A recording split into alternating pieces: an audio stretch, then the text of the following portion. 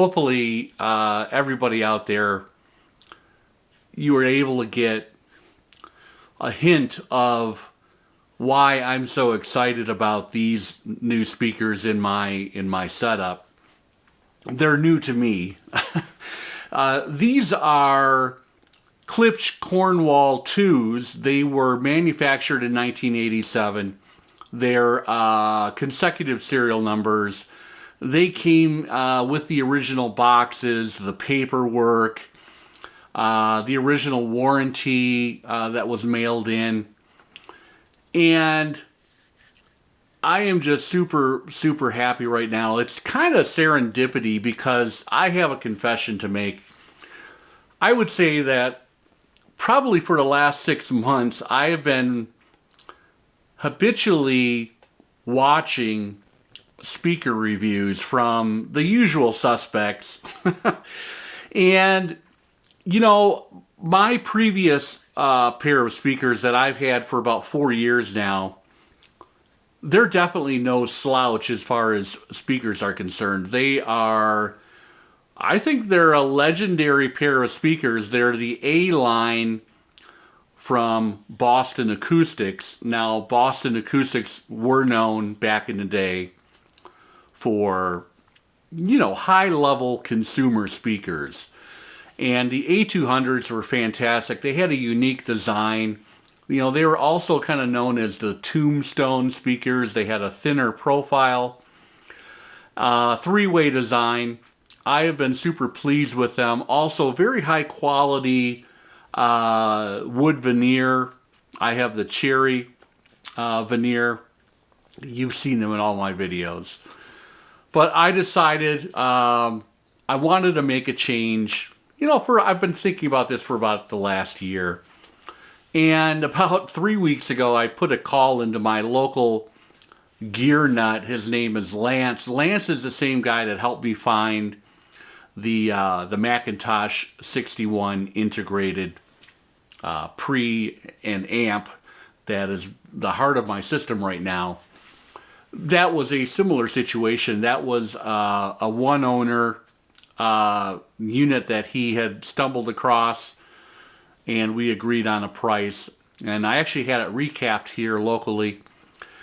Now, the Cornwalls, we tested them out after Lance got them out of the house from the original owner.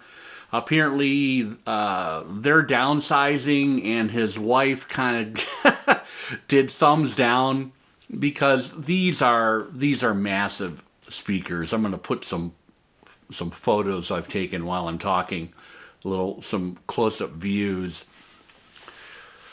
But I tell you what, I went over to Lance's house when he told me that he had this pair available. And I had put in a random call to him 3 weeks ago out of the blue. Lance is here at Fort Collins, and he typically has a basement full of gear. So I gave him a call. I just wanted to stop by and see what he had in the basement as far as different speakers that were concerned. I've been doing a ton of research, like I mentioned. And I had kind of zeroed in. I was thinking I was going to get the Klipsch Heresy 4s, the newest model of Heresy. And I was as far as having a pair in my cart at one point. But out of the blue, I decided let's take a look at some other vintage pairs. What else is out there? What does maybe Lance have in his basement that I might not know about? And at that point, he told me, hey, I've just stumbled on a pair of Klipsch Cornwalls. They're in fantastic condition, which they are. They sound amazing, which they do. And anyway, went over to Lance's house, and he put on a copy of Asia. He actually had the MoFi, which is not my go-to, but it sounded absolutely amazing.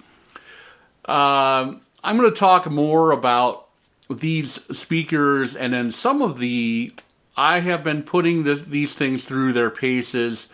I have been listening to all different genres, and I think the best thing to continue here with the video today, I'm just going to walk you through some of the records I threw on and tell you what I thought and what I heard. One of the first records that I put on, and these things were a piece of cake to set up. These took 5 minutes. We threw in a pair of banana plug cables into the Macintosh 6100, and we're up and running. You know me, I am a huge fan of Gaucho. And I tell you what, I am going to be amazed if this original pressing can be beat with the upcoming UHQR. I'm probably going to have to buy one and do my own testing and comparison, but oh man, I put this thing on, and these Cornwalls are just, they're amazing. They're very revealing. So if you don't have a clean record, and or you have something that wasn't maybe mastered great, you're gonna hear that. But I have a near mint example of Gaucho, and the first kick drum and first bars of Babylon Sisters was mind-boggling, okay? Just an amazing sound coming from these speakers. Maybe we'll talk first, the Klipsch Cornwalls, they are famously a horn speaker. They have a 15-inch woofer, and the bass response on these things are absolutely amazing. These are very sensitive speakers. I think they're 102 dB at 1 watt. That's the rating on those. The cool thing about these is they're very kind of tunable depending on your room and how you're placing the speakers. So, the original documentation, the owner's manual recommends towing those in, and that's currently what I'm doing. When you tow these in and fire, the left speaker at your right shoulder and vice versa, you're getting a very, very focused reproduction. And it sounds absolutely amazing. It's very focused. It is a great soundstage. If you are looking for just kind of room-filling sound, and you maybe want these to kind of, slip into the background in your room, then maybe don't tow them in and have them just fire straight out. These compression-driven horns are amazing for the tweeters and mid-range. But no, I have decided to tow these in. That's where I am, 10 days in so far, and I'm loving it. I'll show some photos of this room. I have a very large room, and half of the room is basically dedicated to my hi-fi listening situation with my new racks over here for record storage. And then the other half of the room across the way is basically our family room, and we have a TV set up over there and a nice sectional, etc. So you can check those out in the photos. But yeah, I have a sweet spot that is about 10 feet away. Your traditional triangular sweet spot coming from these towed in left and right Cornwalls, and I'm just super pleased. I'm not sure what I'm going to do with my Boston Acoustics A200s. I love those things. I'm not sure if I can, be forced to put those on Facebook Marketplace or something like that. I might advertise them. I'm part of a Boston Acoustics group on Facebook.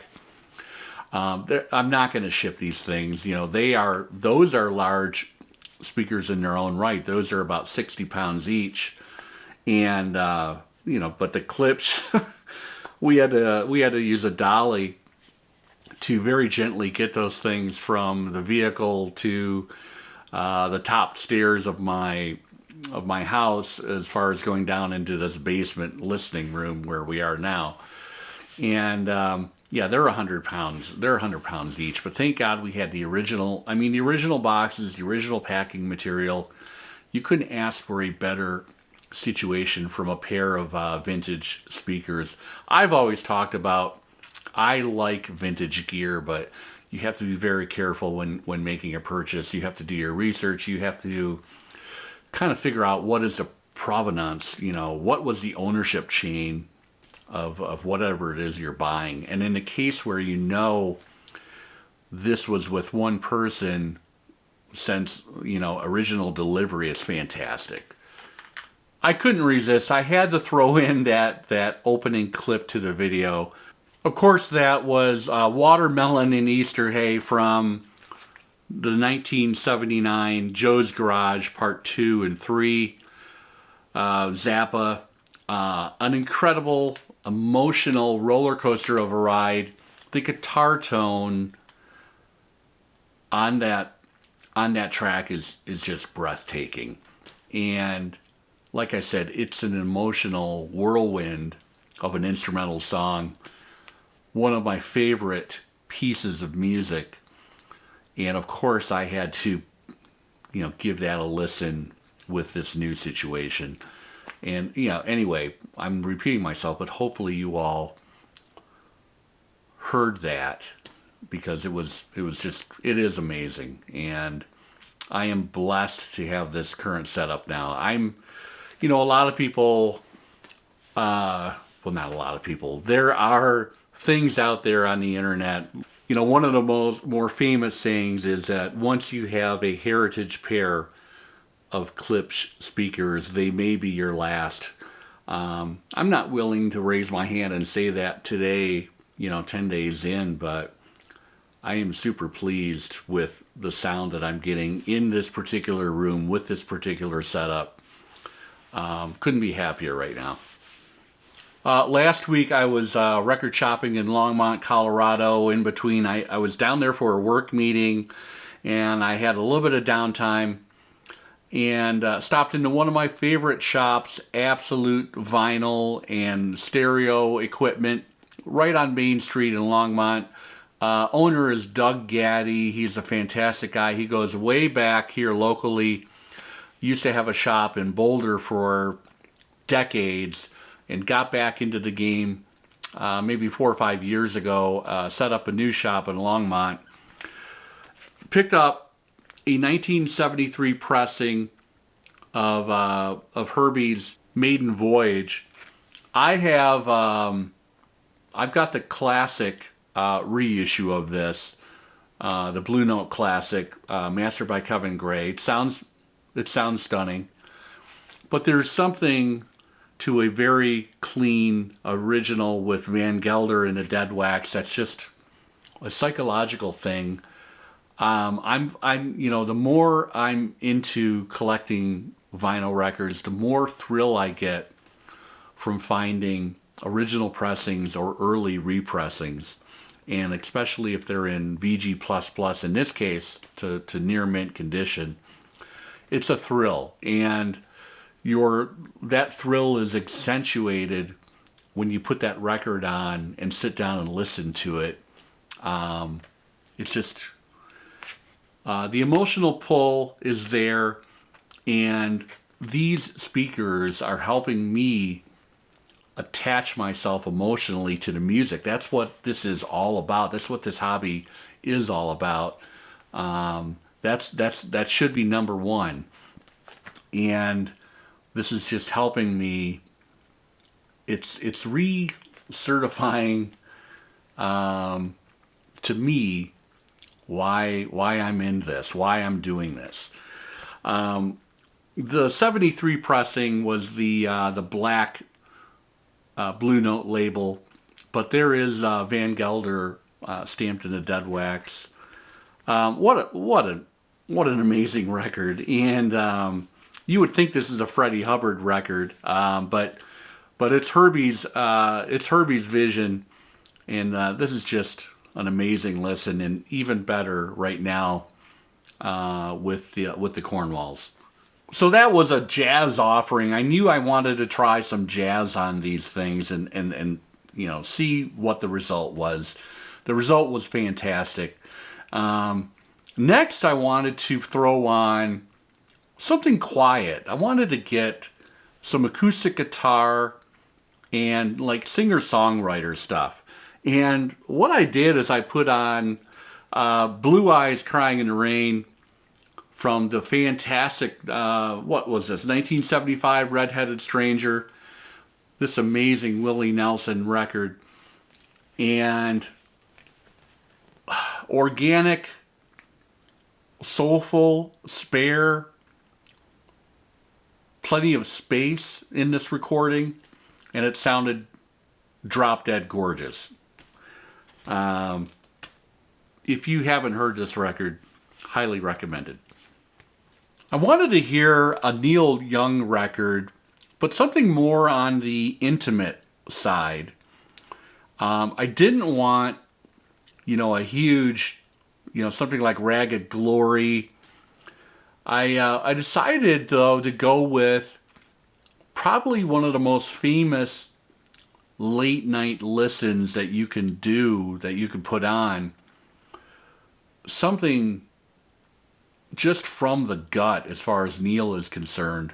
And I just saw that he celebrated the 50th anniversary of the Roxy by playing this record in its entirety, Tonight's the Night.